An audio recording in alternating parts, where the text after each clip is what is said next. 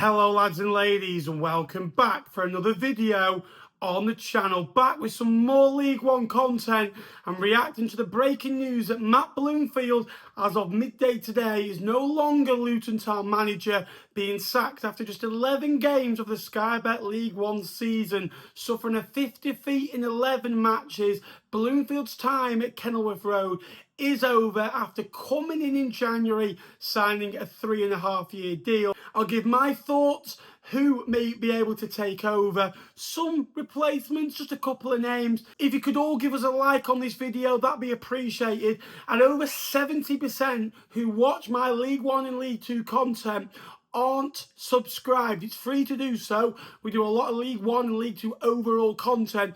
It'd be appreciated if you can get down there, give us a subscription and help us on our way to 20,000 subscribers. So Matt Bloomfield, previously of Wycombe Wanderers, did a really good job at Adams Park. He really took time to get going, but when he did, boy did Wycombe get going.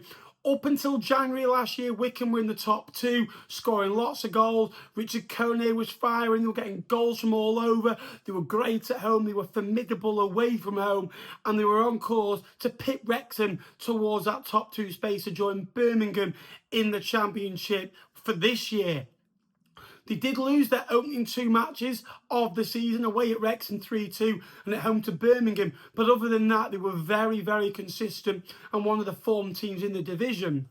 Then Luton Town come calling, who were relegated from the Premier League the year before, and they were in a bit of bother in the Championship after sacking Rob Edwards.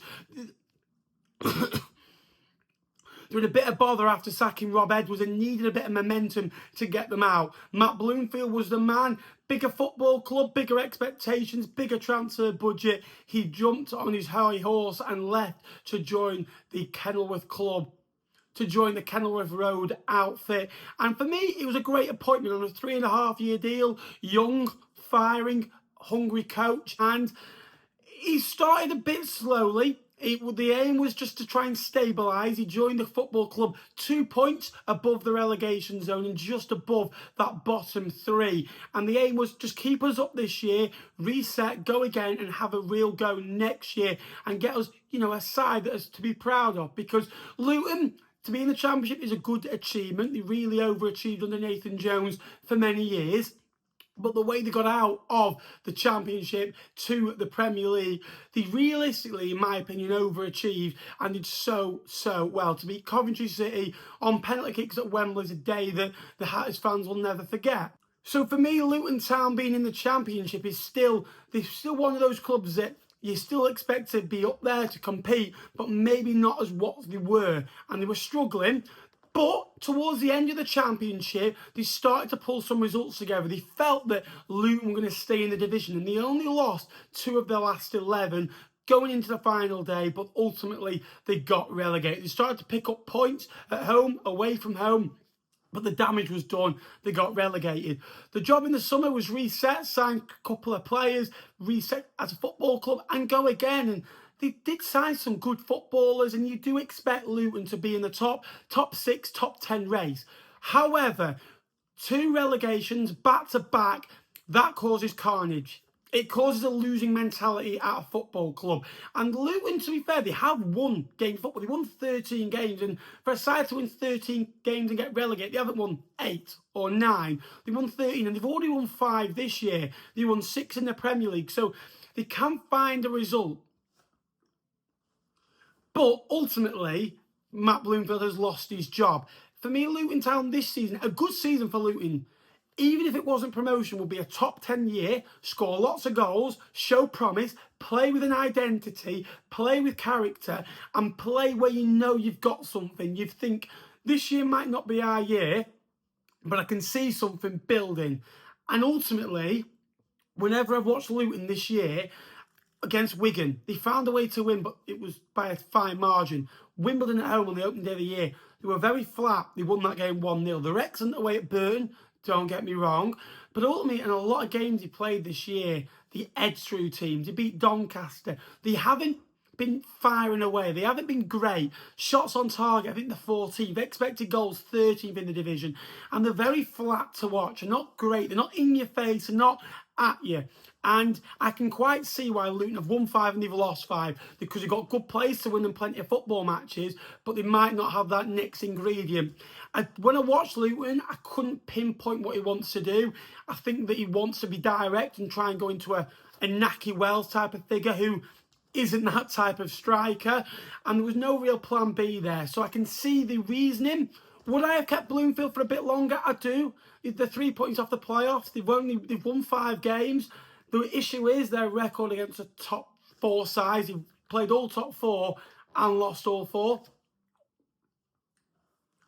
I mean, they lost away at Bradford, they lost away at Stevenage at the weekend. It's a bit of it's more on Stevenage's behalf of Derby, but it's still a local affair as a football match. They just beat Wimbledon. I watched them at Blackpool last Tuesday, where both managers have now been sacked in the last week, where it just looked like both of the sides were devoid of confidence, didn't really have a plan, and expectation that Wycombe are probably down here, and expectation that Luton in League One are up there. And it's a big football club for the level. They've been in the Premier League 2 years ago, and back-to-back relegations, there's that losing culture. It takes time. Results take, you're not going to get it overnight. You need to reset and go again and have some sort of structure, have some sort of balance, and get the players in that you want. And I feel that it might have been a bit hasty to get rid of him this early. I'd have maybe given him 5 more games. But in 5 more games, are they going to go in the right direction? They never really felt they were going to go and win 4 or 5 in a row. They didn't. They felt that they could win 2, draw 1, lose 2. And they're kind of still in the same place. They're not really progressing. I do think it's harsh to sack a manager that you're giving a 3.5-year deal to 2 months into his first full season with a football club. Last year he came in as crisis management, and this year he's had 11 games, and to build something of a football club, you're giving them 3.5 years to build, because you don't give a manager 3.5 years to put it away and get promoted straight away all the time. And sometimes football clubs expect success right away. It doesn't always happen. You look at the sides that have come down from the Championship in recent years that, let's be honest, most of them have been bigger than Luton in previous years. That Sunderland are a massive football club. It took them time, took them different managers. Ipswich, Birmingham went up straight away, but they weren't great. In the opening 10 matches, they're still winning, but they weren't pretty on the eye. I felt they were 2 or 3 short in the window, and I thought that they looked like a playoff team. They can be a playoff team, but they need time and need good coaching. And I feel it's harsh. I feel Bloomfield is a good, young, hungry coach, and any League One or, team will maybe have a look at Bloomfield later on in the day. Names that you would think of, Jack Wilshere is a young, hungry coach, but what do Luton want? Luton want promotion, and Luton really going from Bloomfield to Wilshere? Really? For me, you've gone from a manager that he's not done it at this level because he's not got promoted, but he's proven that he can win games of football and he's a steady pair of hands. Going to Jack Wilshere, he's going to go, really? He's in the odds. Luke Williams, I think would be a great appointment. I think that there's a lot of talent in there, but these managers need time to work the magic because it takes time. Managers rely on time and rely on 3 or 4 windows. Success doesn't always come straight away. Luton want good football but want results, so you need to be patient. Richie Wellens, I think, will be hard to price out of Leyton Orient, but location-wise, you never know. Russell Martin, Ruben Sellers are both available. I think Russell Martin should be nowhere near football for a little while. And Ruben Sellers, again, solid at this level. He proved it with Reading. So there's plenty of options that you could go for. Michael Scabala, Jake thinks. I'm not sure on that. Luton fans, let me know down below what you think. Overall, I think it's harsh. The style of play has been questionable, and I can see where there was no identity and they weren't really progressing, and he was getting the bare minimum results out of that team. That team should be on 16 points minimum after 33. Probably should be on more, but they're not. And performances in wins haven't been great, and they've lost too many games of football pretty much. But they've shown flashes, but flashes for Luton aren't good enough, and you need performances and victories and momentum, and I don't think he's got that.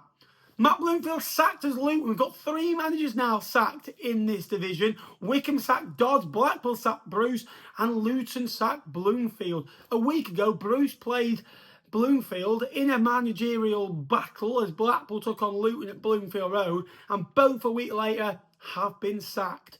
Who would have thought that? Thanks so much for watching. If you are new around here, please like, please subscribe. Let me know your thoughts down below. Until next time, I'll see you later.